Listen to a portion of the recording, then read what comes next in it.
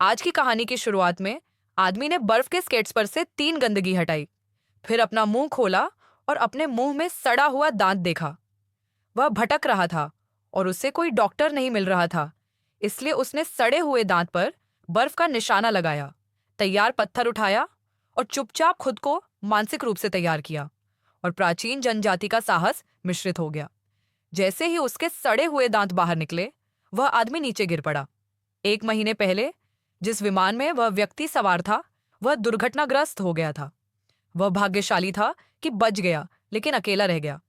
उसके चारों ओर केवल जीवन रक्षक मंडप था और वह आदमी थका हुआ और भूखा था।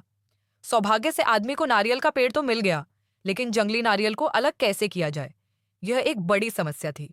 विभिन्न प्रयासों के बाद यह चीज उसकी जान से भी ज्यादा कीमती थी। यहां तक कि उसका सिर भी टुकड़ों में टूट गया, फिर भी उसे कोई चोट नहीं आई। सौभाग्यवश हवा से उड़कर आए पत्थर के टुकड़ों ने उन्हें प्रेरणा दी। उन्होंने जंगली नारियल को तोड़ने के लिए टुकड़ों का चाकू की तरह इस्तेमाल किया। उसने जंगली नारियल के शरीर में एक छोटा सा छेद किया और अंततः मीठा नारियल का रस पी लिया। हालांकि केवल पानी ही उसे भरने के लिए पर्याप्त नहीं था। उसने कुछ समुद्री खीरे छूने के लिए समुद्र तट पर जाने की कोशिश की, लेकिन समुद्री कांटों ने उसे घायल कर दिया। उस आदमी को हार माननी पड़ी और उसने अपने पैरों में कपड़ा लपेटकर जंगल में जाकर जंगली फल ढूंढने की योजना बनाई। उसने अचानक एक व्यक्ति को समुद्र में तैरते हुए देखा। वह तैरकर उसके पास गया और पाया कि वह मृत कैप्टन था। वह कैप्टन के शव को घसीटकर किनारे ले गया, उसके जूते उतारे और उनकी तुलना की तो पाया कि वे थोड़े छोटे थे। तभी उसे एक टॉर्च मिली। उसने एक गड्ढा खोदा और कैप्टन के शव को दफना दिया। उन्होंने अपने छोटे जूते बदलकर चप्पल पहन ली, ताकि कम से कम उन्हें नंगे पैर न चलना पड़े। समुद्र तट पर कई कार्डबोर्ड बक्से थे। उस आदमी ने अंदाजा लगाया कि ये विमान के कार्गो होल्ड में एक्सप्रेस डिलीवरी थी। उसने उन्हें काटकर एक एक करके देखा, लेकिन उनमें से कोई भी वापस नहीं आ सका। वह आदमी पेशाब करके समुद्र को पानी देने के लिए तैयार था। तभी उसने समुद्र पर रोशनी चमकती देखी। वह चिल्लाया और संकेत के लिए अपनी टॉर्च को तेजी से हिलाया, लेकिन दूरी इतनी अधिक थी कि कोई भी उसे देख नहीं सका। जीवन बचाने का यह एकमात्र मौका था। वह व्यक्ति तुरंत अपना सामान पैक करने के लिए लाइफगार्ड के केबिन में गया और नाव का पीछा करने के लिए लाइफगार्ड का उपयोग करने की योजना बनाई, लेकिन विमान पर नाव की कोई छाया नहीं थी। विमान एक निर्जन द्वीप पर फंसा हुआ था। कोक पत्तों पर रखा पानी पीता था और कहीं भी पेशाब और शौच कर देता था। आदमी को अपने पिछवाड़े में भाला मारने या शौचालय को फ्लश करने की आवश्यकता नहीं थी, इसलिए उन्होंने बस उसे रेत से ढक दिया और मछली पकड़ने के लिए समुद्र में चले गए। यद्यपि वह हर बार खाली हाथ लौटता था, फिर भी वह आदमी आधे महीने में नहीं मरा। वह रात को उठकर समुद्र तट पर चला गया। आदमी ने गलती से समुद्र में एक जहाज को गुजरते देखा। दूरी बहुत अधिक थी और दूसरी ओर उसकी चिल्लाहट सुनाई नहीं दे रही थी, लेकिन यह उसकी जान बचाने का एकमात्र मौका हो सकता है। उस आदमी ने बिना कुछ कहे अपना सामान पैक कर लिया और जहाज का पीछा करने के लिए एक जीवन रक्षक नाव खोदने की योजना बनाई। तब छाया समुद्र तल पर नहीं थी। उस व्यक्ति ने हार मानने से इनकार कर दिया और उसका पीछा करने की पूरी कोशिश की, लेकिन विपरीत दिशा से आ रही विशाल लहरों के कारण वह पलट गया और वह अपनी जान नहीं बचा सका। विस्फोट से उसकी जांघ फट गई और वह रबर के पत्थर से जोर से टकराया। वह अपने घायल पैर और टूटे हुए जीवन रक्षक मंडप को घसीटते हुए वापस आ गया।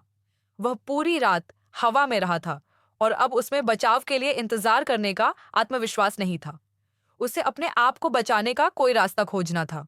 इन एक्सप्रेस डिलीवरी में कुछ ऐसी चीजें हो सकती हैं जिनका उपयोग किया जा सकता है, इसलिए उसने अनुमान लगाना शुरू कर दिया।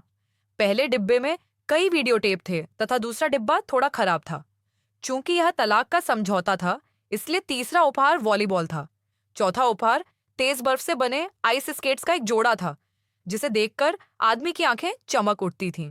और पांचवा उपहार एक महिला की शर्ट थी, जिसे उसने अपनी बाहों में पकड़ रखा था, लेकिन दुर्भाग्य से वह पहन नहीं पा रही थी। लेकिन ये चीजें अभी भी बहुत उपयोगी हैं। आइस स्केट्स के जूते के बैग का उपयोग घावों के उपचार के लिए किया जा सकता है तथा कागज के तौलिए को जमीन पर बिछाया जा सकता है। जब मछलियों को काटने के लिए आइस स्केट्स का उपयोग किया जाता है, तो वे एक एक करके आवाज करती हैं। स्कर्ट पर लगी जाली का उपयोग जाल बनाने के लिए किया जाता है। यद्यपि फसल थोड़ी छोटी है, लेकिन यह पहली बार है कि कोई व्यक्ति स्वयं पकड़ी गई मछली खा रहा है। मछली की छड़ें इतनी बड़ी होती हैं कि उनका उपयोग शेड में केकड़ा चिपकाने के लिए किया जा सकता है, जिसे खाना थोड़ा मुश्किल होता है। आदमी ने इस पर विचार किया और निर्णय लिया कि उसे आग की आवश्यकता है, इसलिए उसने आग बनाने का कठिन कार्य शुरू कर दिया। दुर्भाग्यवश दिन से रात तक कोई चिंगारी नहीं निकली। वह आदमी 2 महीने से भटक रहा था। अंततः उसे कुछ मछली मिली, लेकिन वह उसे कच्चा ही खा सका। उसे लगा कि उसे आग की जरूरत है, इसीलिए उसने बड़ी मुश्किल से आग जलाना शुरू किया। दुर्भाग्यवश वह दिन से रात तक आग जलाने में असफल रहा। आदमी के जन्मदिन के दूसरे दिन दिन भर लगातार रगड़ने से उसकी हथेलियां लगभग टूट चुकी थीं और वह अभी भी आग नहीं जला पा रहा था। वह लगभग भूखा था और उसके पास आग जलाने के अलावा कोई विकल्प नहीं था। उस आदमी ने अपनी हथेलियों को बेतहाशा रगड़ा और उसने उस जगह को तोड़ दिया जहां उसकी हथेली 2 महीने से थी। वह निर्जन द्वीप को तहस नहस कर देना चाहता था और फिर अपनी भावनाएं व्यक्त करना चाहता था। उसे अपने खून से सने हाथों को अपनी शर्ट पर रखकर जीवन के लिए संघर्ष करना पड़ा। आदमी ने उसके लिए एक चेहरा बनाया।